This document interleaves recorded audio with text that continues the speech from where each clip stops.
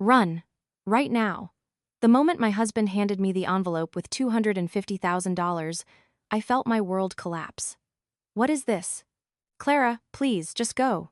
What happened the next day in front of my mother-in-law was even more horrifying.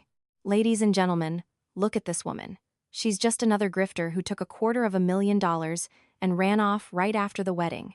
Eleanor pointed a finger at me, in front of the Hospital Foundation's board members. The audacity. What more could a woman from her background want after getting the money? I couldn't say anything, as my poor Samuel was sold out by a woman like that. I tried to defend myself, but the words wouldn't come. Eleanor, what could I say? Everyone's eyes were on me, and the insults hit me like daggers.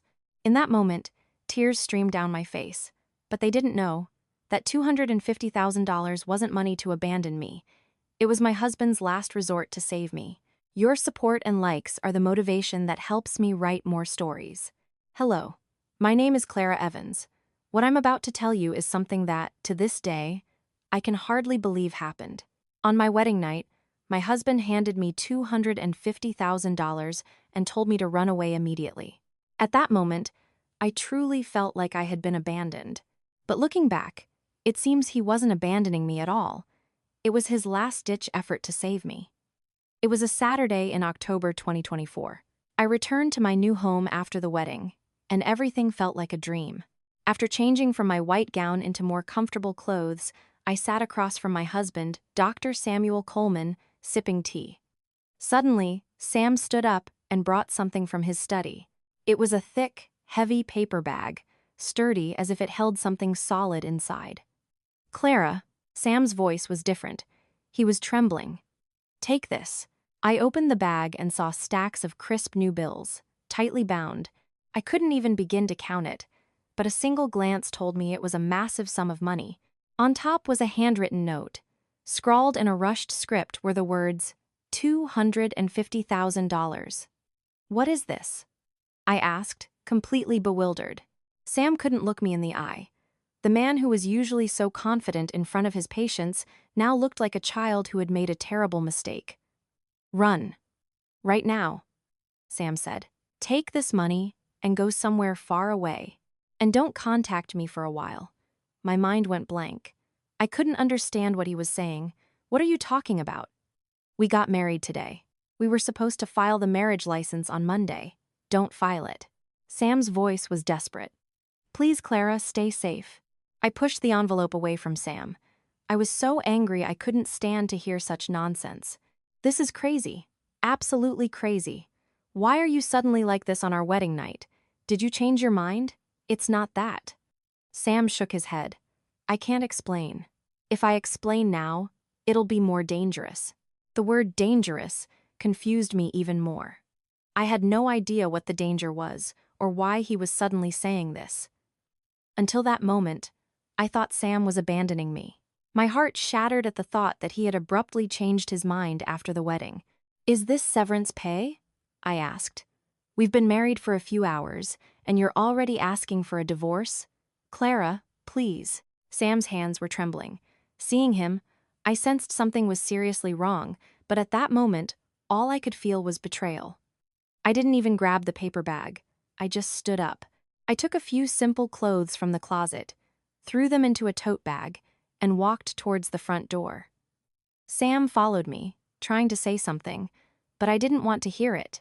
Just as I opened the front door, Sam grabbed my arm. Clara, I'm so sorry. I promise I'll explain later. For now, just please, be somewhere safe. I shook Sam's hand off and walked out the front door without looking back. While waiting for the elevator, I heard the door creak shut behind me. In that instant, I felt a sudden urge to go back, but my pride wouldn't let me. I left the apartment building and spent the night at a nearby motel, but I couldn't sleep. When I checked my phone, I saw a flood of missed calls from my parents. There were calls from Sam, and one from the number I had saved as Eleanor, my mother-in-law. But strangely, there were also several numbers I didn't recognize. Around 3 a.m. My phone rang again. It was an unknown number, but when I answered, a man's voice came on the line. Clara Evans. You married Dr. Samuel Coleman. Who is this? I have something important to discuss. Do you have time to meet? I got goosebumps. There was no way many people from the wedding would know my cell number, so I couldn't understand how a stranger could have found it and called me. I felt something was wrong. I hung up, but a few minutes later, I got another call from a different number.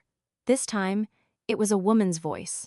Miss Evans, I saw you leave the apartment building today. Are you okay? A cold chill ran down my spine. It meant someone was watching me. I quickly packed my bags and left the motel. As I took the subway and wandered around, I thought to myself, if Sam wasn't trying to abandon me, then what on earth was he afraid of? And why did strangers know my number? I knew something was going on, but I couldn't figure it out. That night, I slept at a 4-hour bus station lounge near South Station, and early the next morning, I received a text message. It was from Sam's number, and the message was strange. Please sign the non-disclosure agreement. We will send it to you from the hospital. I didn't understand what an NDA meant. Until then, I thought Sam considered me a burden and wanted me to live quietly. He was saying the $250,000 he gave me on our wedding night was essentially severance pay, and our marriage was a mistake. But now, thinking back, I realized that Sam's trembling, desperate voice was more than just a simple farewell. Was it possible he was trying to protect me somehow? But at the time, I had no time to think about it. Everything happened so suddenly and shockingly that I couldn't help but feel abandoned. After a few days in and out of cheap motels, I found a small single-room occupancy, SRO, building on the outskirts of Boston. The rent was cheap and the deposit wasn't too high, so it was a decent place to stay. But 2 days after moving into the SRO, another strange thing happened. I received a call from Eleanor, my mother-in-law. The woman who had been so kind at the wedding now had a completely different tone. Clara, where are you? Get out. Right now. You shouldn't be calling me Eleanor at this point. Her voice turned icy. Don't ruin my Sam's life. Just disappear quietly. For a moment, my mind went blank. The person who had praised me for being beautiful at the wedding was now saying such things. What are you talking about? We just got married. Married? I don't think so. We haven't even filed the license, so legally, we're strangers. Let's just wrap this up. I was speechless. I wondered if that was why Sam had told me not to file the marriage license. What on earth is going on? Why did Sam suddenly say that? And why are you doing this to me? You don't need to know, Eleanor said firmly. Just take the money and disappear quietly. It'll be better for both you and Sam. The phone hung up. I just sat there, dazed, for a while. My husband had turned strange overnight, and now even my mother-in-law wanted to kick me out. That afternoon, something even more terrifying happened. I started receiving text messages from strangers. The content was ridiculous. They said things like, "You took your lover's money and ran away. What did you do to your doctor husband? You must have done well if he gave you that much. I'm jealous." At first, I couldn't believe what they were saying, but as more and more messages came in, I started to understand what was happening. Someone was spreading malicious rumors about me. That I had deceived Sam, married him, taken his money, and fled. I was furious, but I didn't know what to do. I had no idea how strangers got my number, and I didn't know who was spreading these rumors. Around evening, a package was delivered. It was a large envelope with the hospital's name on it, and inside were a few documents. The title was Non-Disclosure Agreement. Reading the document, I was truly shocked. It stated that no information related to the hospital should be disclosed externally, but it was written as if I knew something. I didn't even know the details of Sam's work. The final piece of the document was an attached letter in Sam's name. Clara, please sign this document. Only then will you be safe. Sign it and send it to the designated address. Sam kept talking about safety, but I couldn't understand what the danger was. I was so angry that I tore up the papers. I couldn't sign something I didn't even know what it was. But a truly terrifying thing happened that night. I looked down from my SRO window and saw 2 men standing on the street below, smoking and looking up at my building. At first, I thought it was a coincidence, but an hour, then 2 hours passed, and they were still there. It was creepy. I thought they were watching me, so I turned off the lights and drew the curtains. Then I got under the covers and trembled. Around 3 a.m. I cautiously peeked outside, and only then were the men gone. But I couldn't sleep. I was terrified, wondering what was happening to me. The next morning, another package arrived. This time, it was from a different company, with no return address. I opened the box and found a cell phone and a note. It read, "Get rid of your old phone and use this one. Contact me on these 3 numbers." I couldn't figure out who sent it, but something was off. I turned off my old phone and turned on the new one. Then I went to the SRO manager and asked him to move me to another room. I was so anxious because it felt like he was watching me. After moving to the 3rd room, I called Eleanor. I wanted to know exactly what was going on. "It's me, Clara. You're still here." Her voice was still cold. "I really don't know. What the hell is going on? Why is everyone suddenly treating me like this?" "You don't know? Then you're lucky." Eleanor lay down. "You don't need to know, just go far away and live. If I see you in Boston, I won't let you go." "Eleanor, how is Sam?" "I can't even get in touch with him." "Sam has nothing to do with you. Things got complicated because of you, so don't cause any more trouble and just disappear." The phone rang again. I was so frustrated. Everyone kept talking as if I knew everything, but I knew nothing. I had no idea what Sam was doing at the hospital, why he suddenly wanted to send me away, or why my mother-in-law was treating me this way. That evening, I received a text on my new phone. It was from Sam's number. "Clara, please sign the papers, and please leave Boston for a while. It's for your safety," I replied. "What danger? Why won't you tell me?" But I got no more replies. I didn't hear from Sam after that. I stayed at the SRO for a few more days and thought about it. It was clear that something big was happening that I didn't know about, and it seemed Sam was trying to send me away because of it. But since I was the one directly involved, I knew nothing, so I didn't know what to do. The only thing I was sure of was that the $250,000 I received on my wedding night was not just severance pay. I had a feeling it might have been a last resort to protect me. Staying in Boston felt like someone was always watching me, so I decided to move far away. I searched online and found a cheap mountain inn in Vermont. The inn was run by a woman named Brenda, and they offered monthly rates, so I went there. It was early November, but the mountain village was already getting chilly. The inn was a small building on the outskirts of town, and there didn't seem to be many guests. The owner, Brenda, was in her late 50s and seemed to live alone. "Why would a young woman come all the way to this remote place?" the owner asked. "I wanted to spend some time in a quiet place." "Yeah, it's because of a man. That's what all the young people do these days. When they're sad, they come to the mountains." I didn't answer, just smiled. It wasn't a lie. The room was small, but clean. The mountain view from the window was nice. The suffocating feeling of Boston seemed to ease a little. For a few days, I was truly at peace. I bought instant noodles and a few other simple foods at a nearby supermarket, ate, and then took walks to clear my head. But about a week later, strange things started happening again. In the evening, a black sedan pulled up in front of the inn. 2 men in suits got out and asked the owner something. I was looking down from my second-floor room window when I saw the men show her a photo. My heart pounded. I wondered if they were looking for me. Fortunately, the owner shook her head, said something, and the men drove away. A little later, the owner came up. "Clara, are you involved in something? What do you mean?" The men who came earlier showed me a photo and asked if I'd seen you before. It looked like a wedding photo, and it gave me the creeps. Why were they here?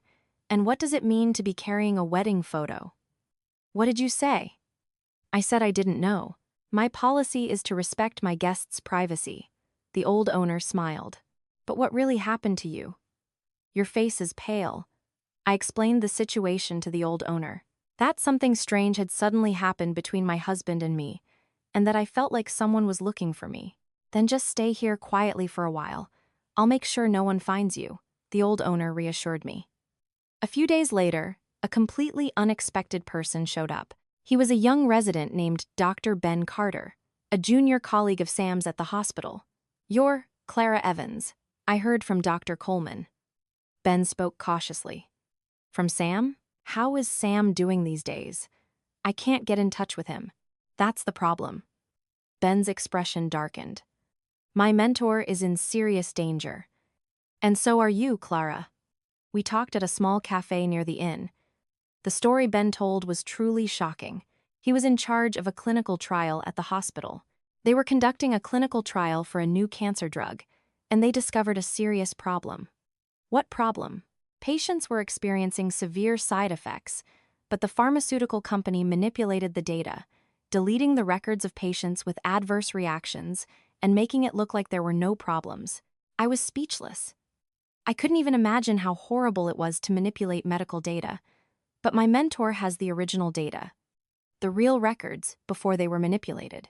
The pharmaceutical company wants to destroy it, and my mentor believes it should be made public for the sake of the patients.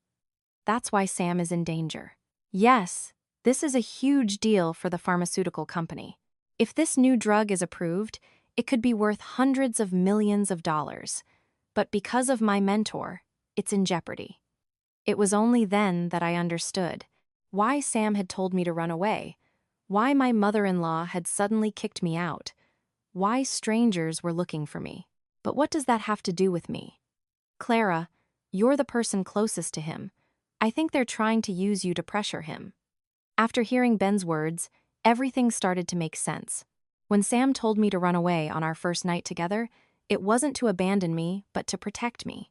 And the $250,000 wasn't severance pay. It was money for me to live safely in hiding. What's going on at the hospital? On the surface, it's quiet, but my mentor is being increasingly marginalized. In particular, the center's director, Dr. Alistair Croft, is trying to push him out. It was the first time I had heard the name Alistair Croft. Sam had never mentioned him, but he seemed to be a key figure. Who is Alistair Croft? He's the head of the clinical trial center. He's also his direct superior. But lately I've been seeing him meet with people from the pharmaceutical company frequently. I think they're trying to make him the sole person responsible for everything. That's when I realized who the traitor was. The person who had trusted and followed Sam was stabbing him in the back. So what should he do now, Sam? My mentor wants to release the raw data, but it's hard to do it alone. Both the pharmaceutical company and the hospital are against it. I was filled with anger. It was the first time I had felt truly angry. I had been confused and sad all this time, but now I was furious. I had found out who had pushed Sam into this corner and made me a fugitive. There is evidence. My mentor has prepared some things, like recordings of meetings and the raw data, but it's still too dangerous to release them. After Ben Carter left that day, I couldn't sleep for a while. I was relieved to know that Sam hadn't abandoned me, but at the same time, I was even angrier. I couldn't forgive the people who manipulated life and death issues for money, and the people who tried to eliminate anyone who opposed them. The former president came and made me a cup of tea. Clara, you have feelings for him, don't you? Yes. I can tell just by looking at your face. He's not just going to run away anymore, he's going to fight back. I nodded. That's right. I can't just hide anymore. Then I'll help you. Stay here as long as you want and make your plans. The CEO's kind words brought tears to my eyes. It felt like I had met someone who could help me sort things out for the first time. From that night on, I started making plans. I vowed to catch the people who had made Sam a fugitive, the people who had chased and harassed me. It was my turn to fight back. I spent about a month in the mountains, gathering information bit by bit through Ben. But then, in early December, something truly unexpected happened. I got a call from Ben saying that the poisoning was very dangerous. Clara, you're in big trouble. My mentor is completely isolated at the hospital. Director Alistair Croft has designated him as the person responsible for everything. What does that mean? They're trying to make all the problems that happened in the clinical trial his personal fault. That way, the pharmaceutical company and the hospital can evade responsibility, and he'll be the only one responsible for this medical accident. I felt a chill run down my spine. It meant Sam was trying to save patients, but instead, he was being framed as the culprit. But there was even more shocking news. A hospital pharmacist named Sarah Jenkins is working on data recovery. She's trying to restore the falsified patient records to create evidence. Sarah saved an external hard drive from the trash. It's not confirmed, but it's highly likely that it contains the original data before it was tampered with. That was welcome news, but it was also dangerous. If that data was indeed crucial evidence, Sarah could also become a target. Then I should go to Boston. It's dangerous to be alone. It's too dangerous. If Clara shows up, things could get even more complicated. But I couldn't stay in hiding any longer. With a dangerous epidemic raging, I couldn't just sit back. When I arrived in Boston, I had to move very carefully. Even at the subway station and bus terminal, I kept looking back to see if anyone was following me. I arranged to meet Sarah Jenkins at a cafe near the hospital. Sarah was a young pharmacist in her late 20s, and her face was pale. You could tell she hadn't slept well in days. "We're in serious trouble," Sarah said in a trembling voice. "There's something really terrible on the external ID I found in the trash." "What is it?" "The original patient records. 3 patients died from side effects, and they've all been deleted from the records. There are also records of hush money being paid to their families." My heart sank. It was horrifying to think that people had died, and they were trying to cover it up. Worse, there's a recording of the senior doctor. There's a recording of people from the pharmaceutical company threatening him. Threatening him? He was threatening to harm my sister, while demanding that I agree to the data manipulation. My senior flatly refused. As soon as I heard that, tears welled up in my eyes.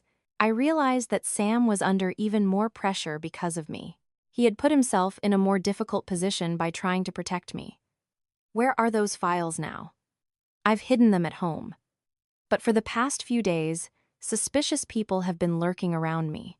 I think they've noticed. After parting with Sarah, I wanted to see Sam, so I went near the hospital. Of course, I couldn't meet him in person, but I wanted to see how he was doing from a distance. I was waiting in the hospital's underground parking garage when Sam appeared. I hadn't seen him in over a month, and he had changed a lot. His face was pale, and his posture was no longer as it was. I tried to approach him cautiously, but suddenly, 2 black cars pulled up.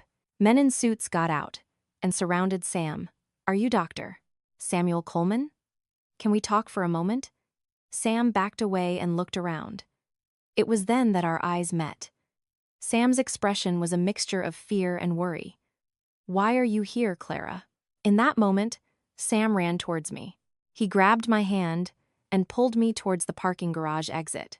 "Get out of here right now. It's dangerous." But the men blocked our way. Sam stood in front of me and tried to stop me, but in the process, he went crazy. "Clara, get in the car." Sam threw me the car keys and corrected himself. I quickly tried to get into the car, but then there was a loud noise. Sam had hit his head on a pillar while struggling with the men. "Sam!" I screamed. Sam had collapsed and couldn't get up. Blood was pouring from his head. I got out of the car and tried to run to Sam, but he held up his hand to stop me. "Go, please. It's more dangerous if you stay here." Sam's voice was getting weaker. I felt like he was losing consciousness. I didn't know what to do. I couldn't leave Sam behind, but if I stayed, it would probably be more dangerous. Then, one of them approached me. "Let's resolve this quietly, since Clara Evans doesn't want this to happen," I said. Without answering, I went to Sam. I wiped the blood from his head with a handkerchief. "Please call 911. Someone is hurt." "You don't have to. We'll take you to the hospital." But I couldn't believe them. There was no way the men who had hurt Sam would be kind to him. In the end, I called 911, and an ambulance arrived. Sam was taken to the emergency room, and I tried to follow him. But then I ran into Eleanor in front of the ER. "Why are you here?" Eleanor got angry as soon as she saw me. "Eleanor, Sam is hurt. That's what's important right now. Things got worse because of you." Eleanor's words, "If you hadn't shown up, this wouldn't have happened," broke my heart. I wondered if Sam was really in more danger because of me. I just wanted to say, "You're the reason my son is like this. Now you're satisfied." Eleanor pushed me away and went into the ER. I was left alone in the hallway, feeling helpless. Was my appearance really more dangerous? Did my efforts to protect Sam really do more harm than good? That night, I went back to my room and cried for a long time. Sam had been hurt trying to protect me, and my mother-in-law was saying that my appearance had made things worse. I didn't know what the right thing to do was. But one thing was certain. This couldn't be the end. I couldn't let the people who did this to Sam get away with it. I felt it was time to end things. Everyone, what have you heard about Clara's story so far? I can only imagine how shocked she must have been to learn that her husband had run away after receiving $250,000 on their wedding night. But it turned out that this was not a simple divorce, but a large-scale medical fraud case. It was truly an unexpected turn of events. I felt both pity and pride as I watched Clara search for the truth, even while hiding in the mountains. Yes, everyone, please continue to listen to the next story. The few days after that incident were really difficult. I didn't know how Sam was doing, and I wasn't sure what to do. But when I got a call from Sarah Jenkins, everything changed. "Sister, we're in trouble. There was a break-in at my house." Sarah's voice was trembling. "A break-in? What was stolen?" "Nothing. They left things behind. I think they were definitely looking for something. Luckily, I had hidden the external hard drive somewhere else." Although I was relieved, I also felt that things were getting more dangerous. Now they were starting to act in earnest. I met Sarah again in the hospital's pharmacy storeroom. The place seemed safe and out of sight. I looked at the external device that Sarah had brought.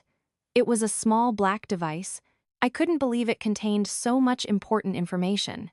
"Look at this, sister." Sarah turned on her laptop and opened the files. The medical records that appeared on the screen were the patient's medical records. The content was truly shocking. There were notes written all over, like patient with response of 17 or higher was deleted, and compensation payment to family completed. "All these patients died?" I asked. "Yes. They died shortly after participating in the clinical trial, but they've all been deleted from the records." It was as if they had nothing to do with the clinical trial, making it seem like someone had died. It was horrible. I couldn't understand how people could hide the fact that someone had died. "That's not all." Sarah opened another folder. Audio files. When she turned them on, she heard Sam's voice, and the voices of strange men. "Dr. Coleman, make a decision now. Will you continue to suffer, or will you make a wise choice? I can't deceive the patients. It's clear there's a problem here. A problem.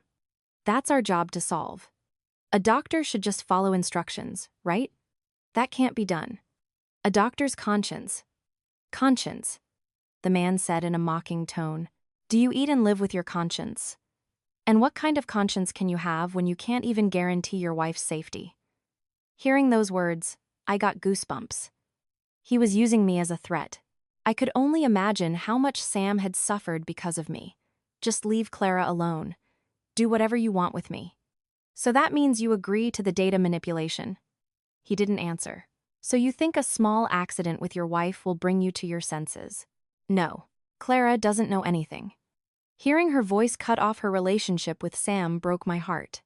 Sam had suffered so much because of me. "So you're saying you'll cooperate? As long as you keep Clara safe, the recording will end." I was speechless for a long time. I knew Sam wasn't abandoning me, but was trying to protect me. But hearing the details like this made it all the more real. "Sister, what are you going to do with this information?" Surah asked cautiously. "We have to report it to the press. The world needs to know about this. But isn't it dangerous? They're still looking for us, so we have to do it, no matter how dangerous it is. If we hide it, there will be more victims." I thought of Rebecca Finch, an investigative journalist I had heard about in an article. I heard she specialized in corruption in the medical industry. I met Rebecca Finch at a quiet cafe. She was a woman in her early 40s, and her appearance alone gave off a trustworthy impression. "You're Clara Evans. Do you really have the documents you mentioned on the phone?" reporter Hayrin asked bluntly. "Yes, here they are." I held out my hand. Reporter Hayrin checked each document one by one, her expression growing more and more serious. "This is truly an extraordinary case. At this scale, it's not just a hospital problem. The pharmaceutical companies, the hospital foundations, and even the government agencies involved could be involved. This is a major task." "That's right. If we release this, the whole country will be turned upside down. But it's also dangerous. We need to prepare thoroughly. Reporter Hayrin meticulously analyzed the documents, and I made a list of the additional evidence I needed. The most important thing was the testimony of the victims' families. We also needed the hospital's internal documents, contracts with the pharmaceutical companies, and the like. How can we get them? We'll help you, but Clara needs to be safe. Things are going to get really dangerous from now on. Reporter Hayrin was right. A series of strange things happened that night. A black car kept parking in front of the Goshawan, and even a convenience store clerk asked for my personal information. But I couldn't back down. I thought it was time for me to reveal the truth that Sam had tried so hard to protect to the world. A few days later, I received a call from reporter Hayrin. Miss Gayon, I've discovered something truly incredible. I met with the family of patient 17 and heard something really shocking. What is it? After the person passed away, the hospital offered them a compensation, but the condition was that they would not disclose it to anyone. They even forbade them from conducting an autopsy. Hearing that made everything clear. This was not a simple medical accident. It was a systematic cover-up. I'm going to request a broadcast schedule right away. I think the first episode will air next week. Finally, this is the beginning of my counterattack. I'm finally facing the people who turned me into a fugitive. But that day, I received a truly terrifying phone call. Clara Evans, I'll tell you one last time. Give up everything, even now. Then you and your husband will be safe. Who is this? You don't need to know. But remember this. If you keep going like this, you'll pay a much bigger price than you think. The call was cut off. It was a threat, but it only strengthened my resolve. The fact that he was going to this extent to stop me was proof that I was on the right track. That night, I listened to Sam's recording again. Hearing Sam's voice telling Ja-yeon to leave him alone made me realize it was my turn to protect Sam. I couldn't hide anymore. It was time to face it head-on. When reporter Hayrin contacted me to say that the broadcast was finalized, I was overjoyed. I could finally tell the world the truth. But at the same time, I knew that an all-out war was about to begin. Clara, you really need to be careful from now on.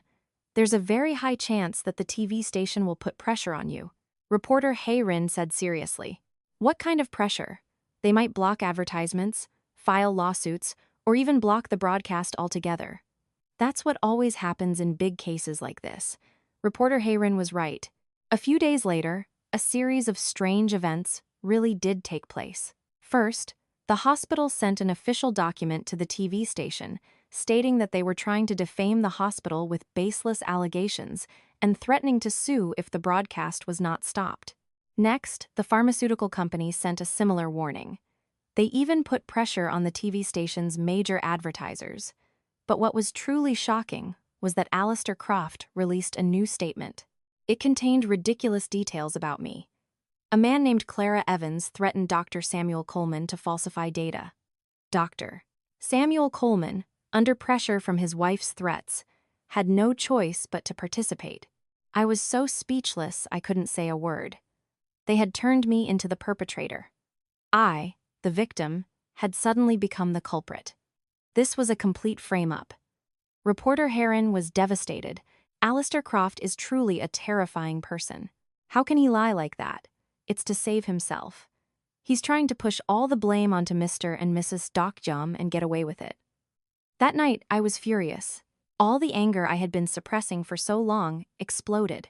At first, I had just tried to hide and be quiet, but now I felt I had to stand up and fight. The next day, I went to the TV station in person.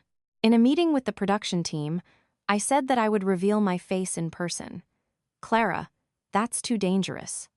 If you reveal your face, you could become an even bigger target, reporter Hayrin said worriedly. I'm already a target. And now I can't just hide. Alistair Croft has framed me as the culprit, so I have to come forward and tell the truth. We were scheduled to film the show a few days later. But the day before, I received a truly unexpected offer. A vice president of a pharmaceutical company named Marcus Thorne contacted me directly. It was surprising that he had gotten my number, but what was even more surprising was his offer. Clara Evans, can we meet in person and talk? I have a proposal that could be beneficial to both of us. What kind of proposal do you have? It's hard to talk on the phone. How about we meet somewhere quieter? I was curious, so I decided to meet him. Of course, I didn't go alone. I had informed reporter Heron beforehand. Marcus Thorne was a man in his early 50s, with a pretty good build. His first impression wasn't bad, but his eyes were a bit cold. Clara, you've had a hard time. It must have been very difficult to be caught up in this. The person who says I had a hard time is the one who caused it. I think there's a misunderstanding here, Marcus Thorne said with a laugh. We didn't intentionally bother you. We just wanted to clear things up. Clear things up? As you know, if this thing gets bigger, everyone will be hurt. Mr. Gayan, Mr. Dakyom, and all of us will be affected. Marcus Thorne placed an envelope on the table. Inside was $1 million, plus the $250,000 you've already received. That's a total of $1.25 million. What do you want me to do with that money? It's simple. Stop the broadcast and quietly leave the country. That way, Mr. Dakyom will be safe, and Miss Gayan can start a new life. I pushed the envelope away. This isn't something that can be solved with money. A person has died, and you're trying to cover it up with money. It's unfortunate that someone died, but that's in the past. What's important now is the living. And when it comes to the living, doesn't that include the patients who will be taking this drug in the future? Marcus Thorne's expression turned cold. This is more complicated than you think, Clara. It's not a simple matter of good and evil. For me, it's simple. This drug was supposed to save lives, but you're hiding a drug that kills people. So you're really going to go all the way? Yes, I'm going all the way, Marcus Thorne said as he stood up. You'll regret it. You'll pay a much bigger price than you think. I've already hit rock bottom. I have nothing left to fear. After that meeting, truly terrifying things happened. We received reports that unknown assailants had tried to break into our Goshawan, and people started coming to the convenience store I frequented, asking where Clara was. But I didn't back down. If anything, I was more confident. The fact that I was going to such great lengths to stop it proved that I was doing something really important. When I arrived at the TV station on the day of filming, I was incredibly nervous. Finally, I was going to tell the truth with my own face and voice. Clara, are you ready? Harincia asked. Yes, I'm ready. Sitting in front of the camera, I was nervous but also relieved. I had been hiding for so long, but now I could step out confidently. I'm Clara Evans. I've been in hiding for a long time, but now I'm going to step forward and tell the truth. After filming, I felt a huge sense of relief. I was excited to think that the whole country would soon know the truth. But then that night, I received a truly terrifying phone call. Clara, you're going to regret this. I don't know if you'll make it through the night, but I was no longer afraid. I had crossed the point of no return. Now, I had no choice but to see it through to the end. The program aired on the first Friday night of March. I watched it alone in my SRO room that day, and it was truly amazing to see my face on the screen. The content of the program was truly shocking, and it was incredible that I, who had been in hiding for so long, could speak so confidently. Everything was exposed, from the deaths of the patients, to the data manipulation, to the recordings threatening Sam. Especially when Sam's voice came on, saying, "Leave Clara alone," I couldn't hold back my tears. As soon as the broadcast ended, my phone rang non-stop.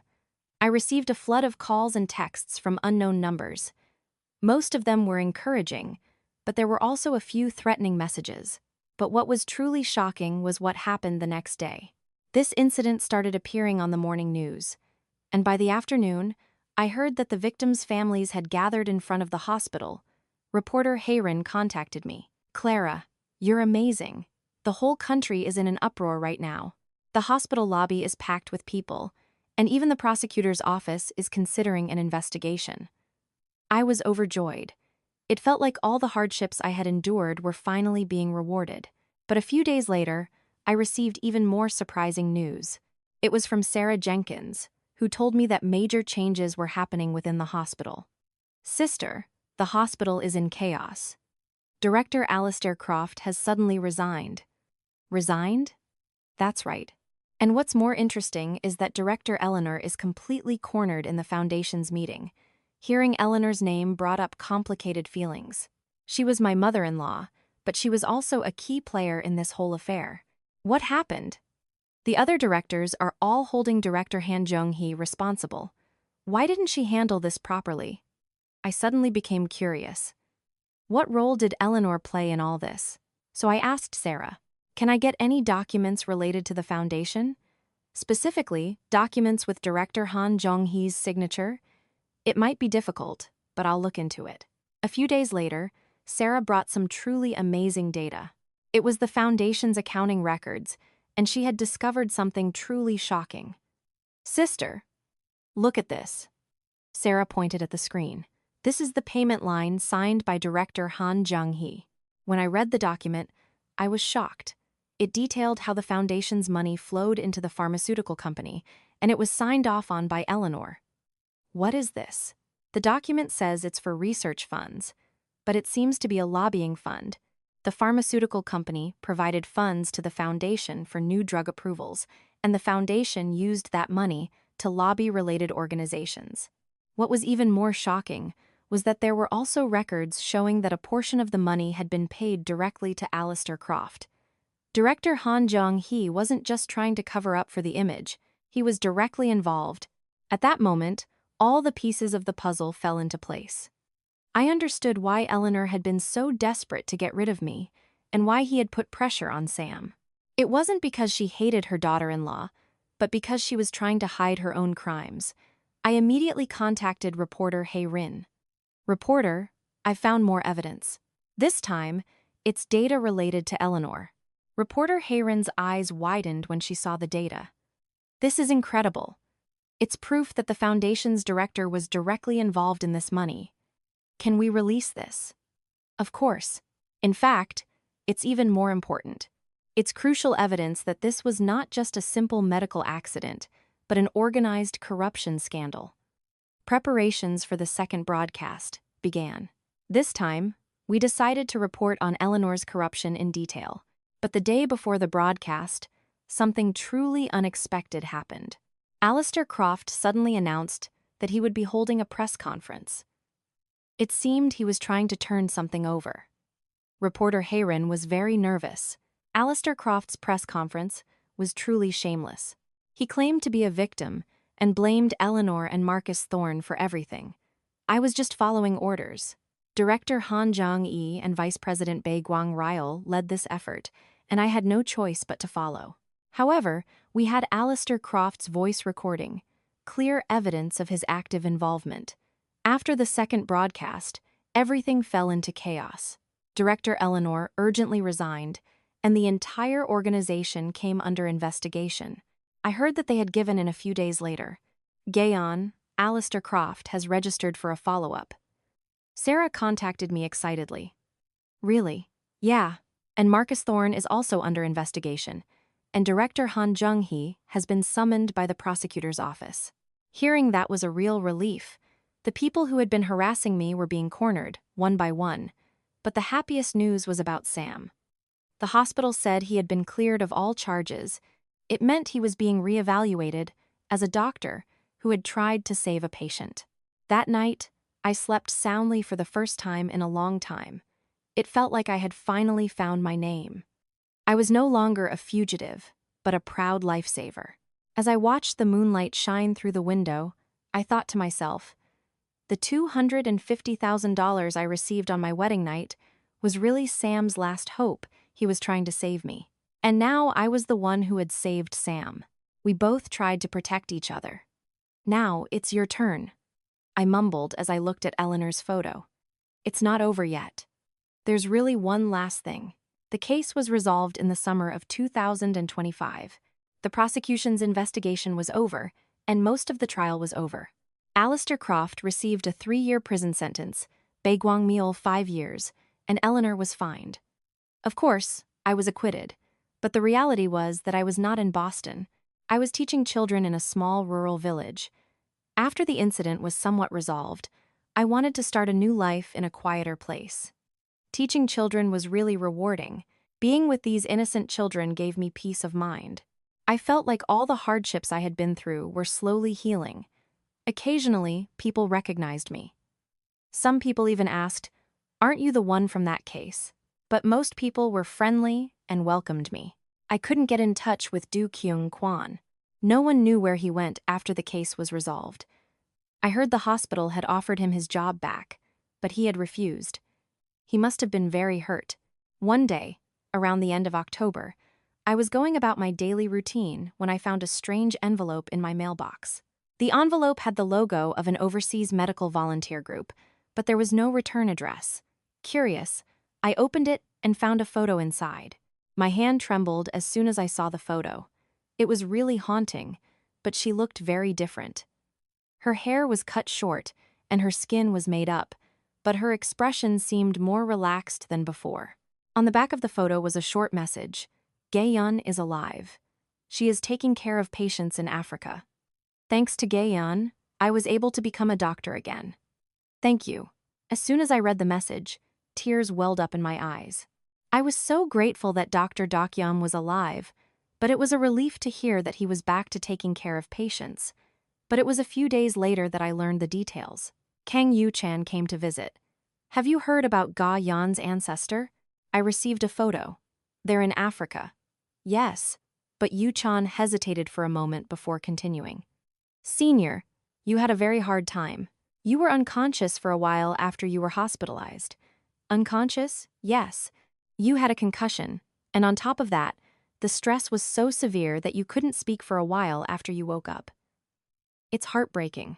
I was wondering if Eleanor was right when she said that you would be in more danger after I appeared. But after the broadcast, your condition improved dramatically. Thanks to Clara revealing the truth, he regained his strength. That's why he went to Africa. My predecessor said he regretted becoming a doctor because he couldn't save patients, but now he wants to work in a place where he can really save patients."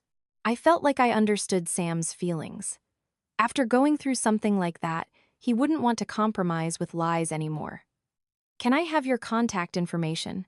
My mentor told me not to contact Dang Gungan. He said he still has a lot to sort out. It was disappointing, but I understood. I also needed time to sort things out. But then, at the end of November, I received a truly unexpected call. It was from the prosecutor's office, and they needed more testimony. "What testimony?" "New facts about Marcus Thorne and Eleanor have been revealed. Are you willing to testify in court?" I agreed immediately. If it wasn't over, I had to see it through to the end. I was really nervous when I stood in court. Eleanor and Marcus Thorne were sitting right in front of me. I looked straight at Eleanor, and he looked so haggard, his former confidence gone. After I finished testifying, Eleanor called out to me, "Clara." "Yes." "I'm sorry."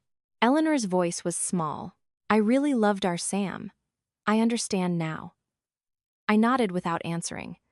I wanted to forgive already. As I was leaving the courtroom, Dae Gwang-yeol blocked my way.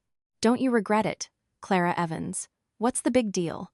If you had given up everything and lived quietly, you would have been happy by now." I smiled and replied, "I'm happier than ever. I've regained my reputation. And finally, I dealt with the $250,000 I had received on my wedding night. It was money I had never touched, but I donated it to support the victims' families. The money Sam had given me to protect me was now being used to help others. On the day of the donation, I met with the family of patient 17. "Thank you so much. If it weren't for you, Clara, my father's story would have been forgotten forever." Hearing her words made me so proud. I was able to confirm that all the hardships I had been through were not in vain. And finally, in December, I received a letter from Sam, the first one I had received in a long time. "Clara, I feel so healthy now. I'm taking care of patients by mail in Africa, and it's really rewarding. Clara saved me. I will definitely see you again someday." I smiled as I read the letter. We were both starting new lives in our own places. That night, I walked down a quiet village street. There were so many stars. The things that had happened on our first night together that I couldn't have imagined, but now everything seemed to be in its right place. I remembered the night Sam told me to run away, immediately. At the time, I thought I had been abandoned, but it turned out to be the last choice I made to save myself. And now, I felt like I could repay that choice. Everyone, what did you think of Clara's story today? At first, I thought it was a story about a woman who was easily abandoned on her wedding night, but it turned out to be a story about a couple who tried to protect each other. It was truly moving to see Clara grow from a fugitive to a brave woman who ultimately uncovered the truth, and Sam, who almost lost everything while trying to protect a patient, was ultimately reborn as a true doctor. We all face unexpected choices in life. What will we choose then? We can choose the easy path, or the difficult, but right path. Although Clara and Sam chose different paths, they both made brave choices, and I think that's why the truth ultimately prevailed. There will be times in your life when you need that kind of courage. And I hope today's story will give you a little strength. Your support and likes will fuel more stories like this. Thank you for listening.